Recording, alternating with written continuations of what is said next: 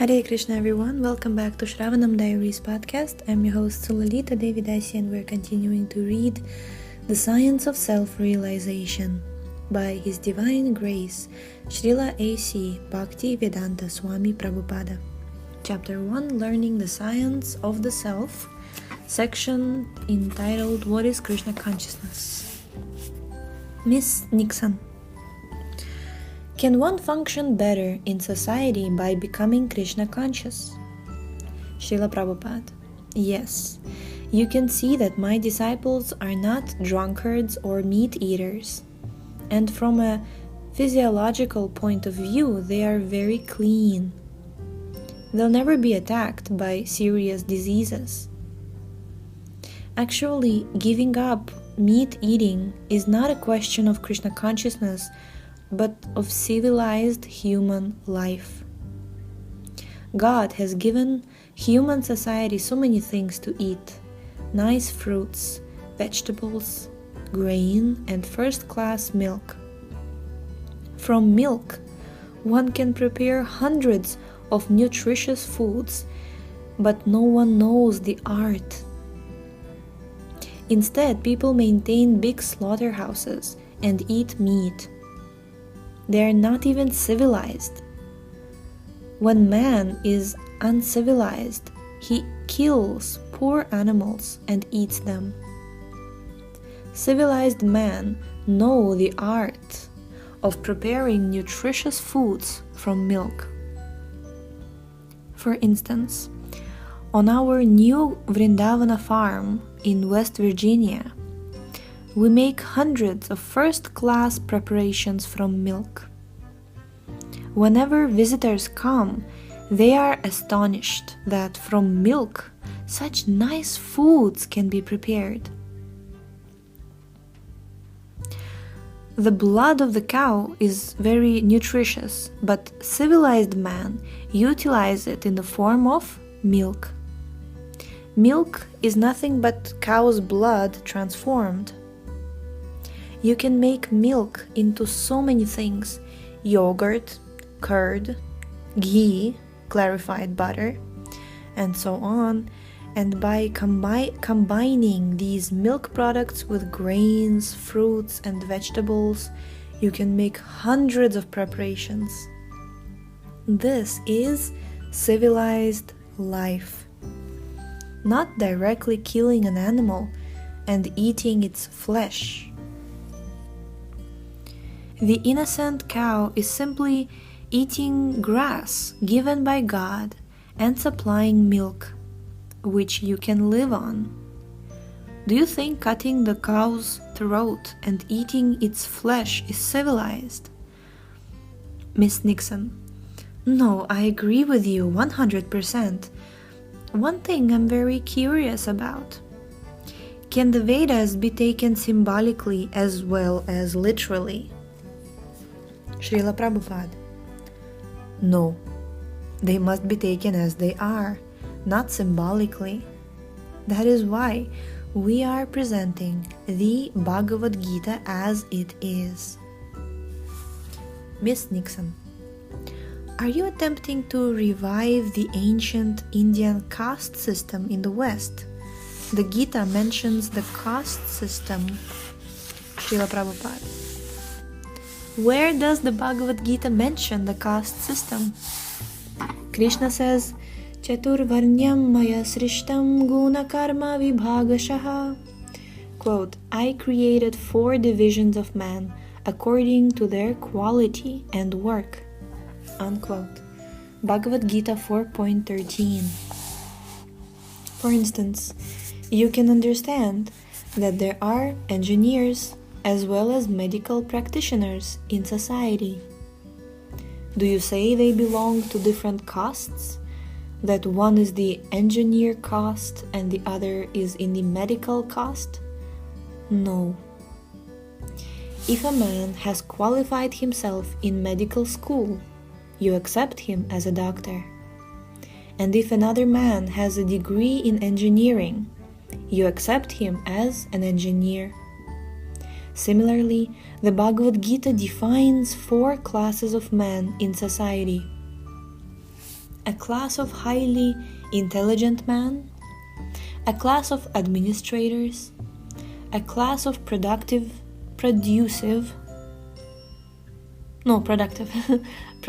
men, and ordinary workers. These divisions are natural. For example, one class of men is very intelligent, but to actually meet the qualifications of first-class men as described in the Bhagavad Gita, they need to be trained. Just as an intelligent boy requires training in a college before he becomes a qualified doctor. So in the Krishna consciousness movement, we are training the intelligent man how to control their minds, how to control their senses, how to become truthful, how to become clean internally and externally, how to become wise, how to apply their knowledge in practical life, and how to become God conscious. All these boys, gestures toward seated disciples, have first-class intelligence, and now we are training them to use it properly. We are not introducing the caste system in which any rascal born in a Brahmana family is automatically a Brahmana. He may have the habits of a fifth-class man, but he is accepted as first class because of his birth in a Brahmana family. We don't accept that. We don't accept that. We recognize a man as first class who is trained as a Brahmana. It doesn't matter whether he is Indian, European or American, low-born or high-born. It doesn't matter. Any intelligent man can be trained to adopt first-class habits. We want to stop the nonsensical idea that we are imposing the Indian caste system on our disciples. We are simply picking out men with first-class intelligence and training them how to become first-class in every respect. Miss Nixon, how do you feel about women's liberation? Srila Prabhupada, so-called equal rights for women means that the men cheat the women. Suppose a woman and a man meet. They become lovers, they have sex, the woman becomes pregnant, and the man goes away. The woman has to take charge of the child and beg alms from the government, or else she kills the child by having an abortion. This is the woman's independence. In India, although a woman may be poverty-stricken, she stays under the care of her husband, and he takes responsibility for her. When she becomes pregnant, she is not forced to kill the child or maintain him by begging. So which is real independence? To remain under the care of the husband or to be enjoyed by everyone? Miss Nixon, how about in spiritual life? Can women also succeed in Krishna consciousness? Srila Prabhupada, we make no distinction on the basis of sex. We give Krishna consciousness to both men and women equally. We welcome women, men, the poor, the rich, everyone. Krishna says in the Bhagavad Gita 5.18, Vidya vinaya sampanne brahmane gavihastini shuni chaiva shvapakecha panditah samadarshanaha. Quote, the humble sage, by virtue of true knowledge, sees with equal vision a learned and gentle Brahmana, a cow, an elephant, a dog, and a dog eater. Hare Krishna.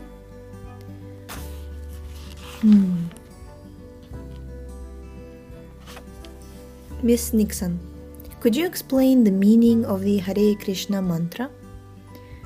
Srila Prabhupada, it is very simple. Hare means, O energy of the Lord, and Krishna means, O Lord Krishna.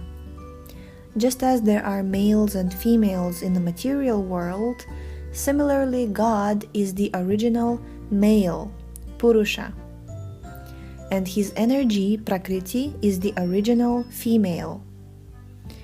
So when we chant Hare Krishna, we are saying, O Lord Krishna, O energy of Krishna, kindly engage me in your service. Miss Nixon, could you please tell me a little bit about your life and how you knew that you were the spiritual master of the Krishna consciousness movement? Srila Prabhupada, my life is simple. I was a householder with a wife and children. Now I have grandsons. When my spiritual master ordered me to go to the Western countries and preach the cult of Krishna consciousness, so I left everything on the order of my spiritual master, and now I am trying to execute his order and the orders of Krishna. Miss Nixon, how old were you when he told you to go to the West? Srila Prabhupada, at our first meeting, he ordered me to preach Krishna consciousness in the West. I was then 25 years old, a married man with 2 children. I tried my best to carry out his orders and started managing Back to Godhead magazine in 1944, when I was still in household life. I started writing books in 1959 after retiring from family life. And in 1965, I came to the United States. Miss Nixon, you have said that you are not God, and yet it appears to me as an outsider that your devotees treat you as if you were God. Srila Prabhupada, yes, that is their duty, because the spiritual master is executing God's order. He should be respected as much as God, just as a government officer should be respected as much as the government, because he executes the government's order. Even if an ordinary policeman comes, you have to respect him because he is a government man. But that does not mean he is the government. Sakshad haritve nasamastra shastrair yuktas tatha bhavyata eva sadbhi. Quote, the spiritual master is to be honored as much as the Supreme Lord, because he is the most confidential servitor of the Lord. This is acknowledged in all revealed scriptures and followed by all authorities. Miss Nixon, I also wonder about the many beautiful material things that the devotees bring you. For instance, you left the airport in a beautiful fancy car. I wonder about this because Srila Prabhupada, that teaches the disciples how to regard the spiritual master as good as God.